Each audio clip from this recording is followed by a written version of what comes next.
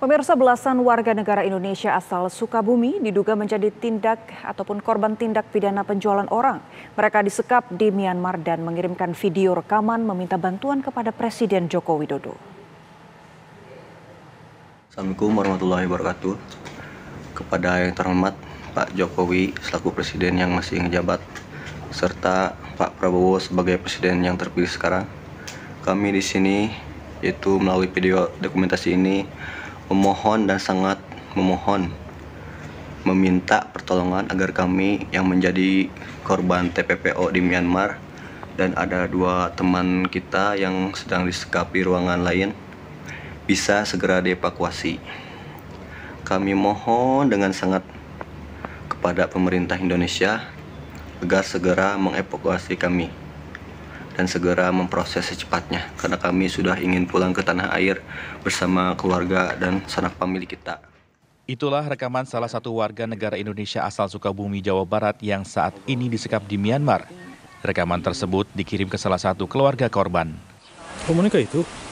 Usai mengirim video tersebut, NO, korban dan rekan-rekannya tidak dapat dihubungi. Para korban sebelumnya dijanjikan bekerja di perusahaan Thailand dengan gaji 12-13 juta rupiah per bulan. Namun, alih-alih mendapatkan gaji besar, korban justru dipekerjakan sebagai penipu online atau scammer di Myawaddy, Myanmar. Itu awalnya ditawarin kerja oleh temannya gitu kan ya, yang sudah bekerja di sana. Nah, untuk kerja di Thailand sebagai admin ya, salah satu admin di salah satu perusahaan.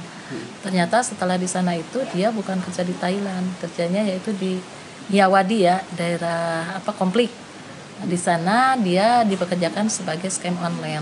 Dan ada 2 teman kita yang sedang... Dari Sukabumi, Jawa Barat, Rizky Gustana, TV One mengabarkan. Kami mohon dengan sangat kepada pemerintah Indonesia agar segera mengevakuasi kami dan segera memproses secepatnya, karena kami sudah ingin pulang ke tanah air. Pemirsa, 11 WNI asal Jawa Barat diduga kuat menjadi korban TPPO dan disekap di Myanmar.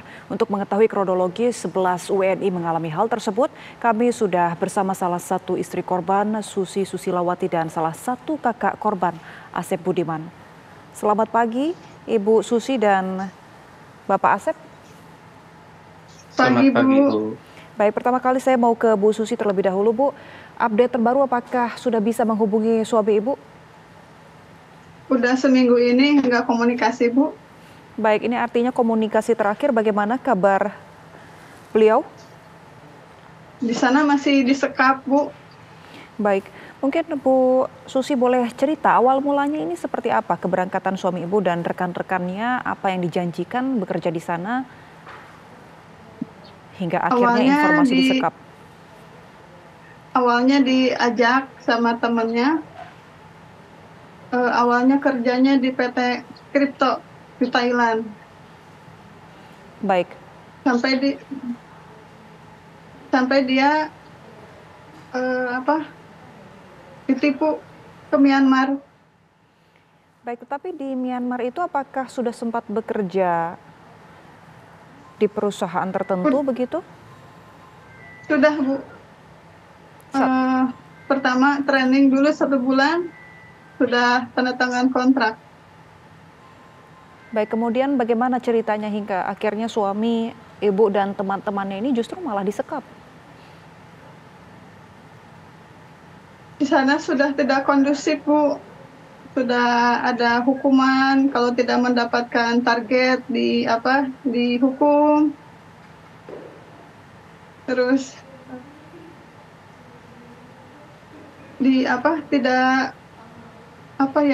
Jam kerja tidak sesuai. Iya, jam kerja tidak sesuai. Baik, saya juga mau mendengar Pak Asep. Yang berangkat ini adalah adik Bapak ya? Ya, adik kandung saya, Bu. Baik, adik kandung Bapak. Ini juga mungkin rekanan atau berteman dengan istri dari Bu Susi? Maksudnya saat itu berangkatnya gimana, Bu? Bersama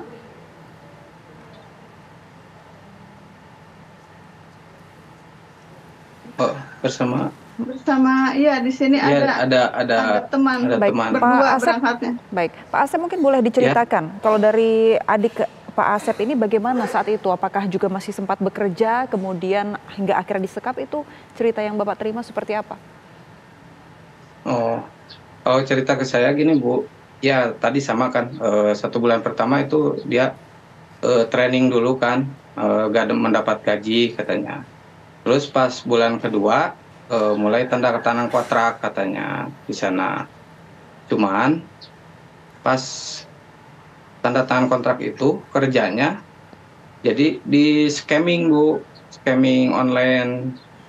Kan asalnya kan dia bilangnya di admin kripto ya. Cuman kalau pas di sana, pas tanda tangan kontrak ternyata dia di scamming ya, penipu lah, menipu Baik, jadi tidak banyak sesuai ya dengan pihak gitu kontrak, istilahnya. antara Ya, kontrak dan apa yang dikerjakan oleh adik Bapak begitu ya? ya Bu, jadi Baik, nggak sesuai sama prosedur yang di awal gitu. baik Pak Asep, Ya, tadi kan adik Bu saya, Susi juga ya. sempat menjelaskan bahwa ada hukuman yang diterima ketika tidak mencapai target. Itu targetnya seperti apa dan hukumannya apa? Oh ya. Nah gitu Bu. Jadi dari perusahaan itu kan menargetkan satu orang tuh, misalkan satu orang harus menghasilkan berapa juta gitu kan dari penipuan itu. Nah, kalau misalkan dia nggak nyampe target yang ditargetkan sama perusahaan, awal mulanya dia ditambah jam kerja Bu. Tadinya kan bilang ke saya kan dari jam 9 nyampe jam 9 malam, jam 9 pagi nyampe jam 9 malam. Nah, kalau belum mencapai target bisa nyampe jam 11, jam 12, bahkan nyampe jam 1, jam 2. Nah, sebelum mencapai target, misalkan udah over jam kerja, dia disiksa dengan berkeliling di sekitaran gedung perusahaannya dia, dihukumnya beberapa keliling lah. Baik. Terus paginya kadang-kadang ada yang nyampe dijemur juga di terik matahari, Didenda. didenda juga sama pihak perusahaan gitu. Baik Pak Asep dan Bu Susi, sudah ada komunikasi dengan pihak agen yang memberangkatkan adik Bapak dan suami dari Bu Susi ini, sudah ada komunikasi kah? Belum Bu. Belum Bu. Baik. Jadi agen yang memberangkatkan juga kata di sana Bu. Jadi bekerja di sana. Baik, sudah ada laporan ke pihak kepolisian, Bapak? Kalau ke pihak kepolisian belum Bu. Kami baru melapor ke pihak SBMI.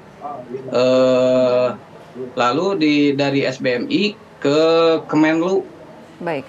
ke Dirjen PWNI itu. Baik.